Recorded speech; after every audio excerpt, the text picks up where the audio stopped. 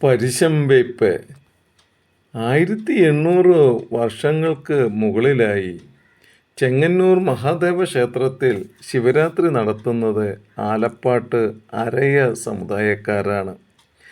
ആലപ്പാട്ടെ കടൽ തീരത്തിന് സമീപം പാർവതീദേവി ജനിച്ചതെന്ന് വിശ്വസിക്കുന്ന ഒരു വീടുണ്ട്.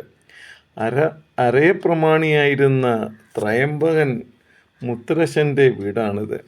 ഇദ്ദേഹത്തിൻ്റെ മകളായാണ് പാർവതി ജനിച്ചത്. ഈ വീട് ഇന്നും പവിത്രമായി സംരക്ഷിച്ചു വരുന്നു.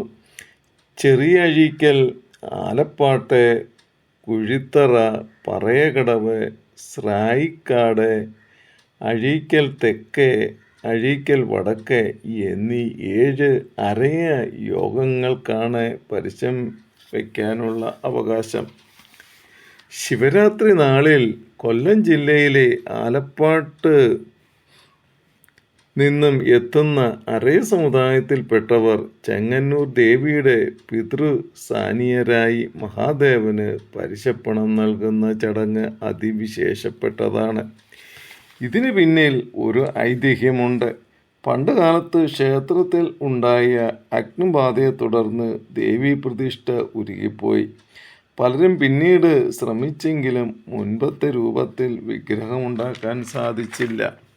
തുടർന്ന് നാടുവാഴി തമ്പുരാന് സ്വപ്നദർശനത്തിൽ താളിയോലകൾ പരിശോധിക്കുവാൻ അരുളിപ്പാടുണ്ടാകുകയും അങ്ങനെ താളിയോല പരിശോധിച്ചപ്പോൾ പെരുന്തച്ചൻ എഴുതിയ താളിയോല ലഭിക്കുകയും ചെയ്തു.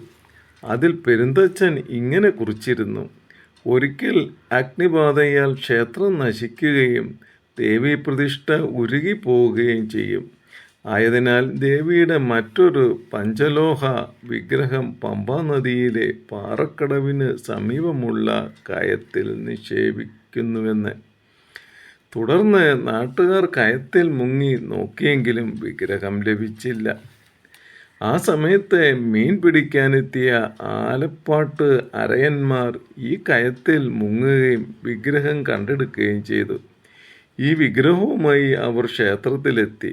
അന്നേ ദിവസം ശിവരാത്രി ആയതിനാലും മഹാദേവന് തൻ്റെ ദേവിയെ അരയന്മാർ നൽകുകയും ചെയ്തതിനാൽ അവർ വർഷം തോറും ശിവരാത്രി നാളിൽ പിതൃസ്ഥാനീയരായി ക്ഷേത്രത്തിലെത്തി ദേവന് പരിശപ്പണം നൽകി വരുന്നു. ഈ ചടങ്ങ് പരിശംവയ്പ് എന്നറിയപ്പെടുന്നു. വീഡിയോ ഇഷ്ടമായാൽ സബ്സ്ക്രൈബ് ചെയ്യണേ.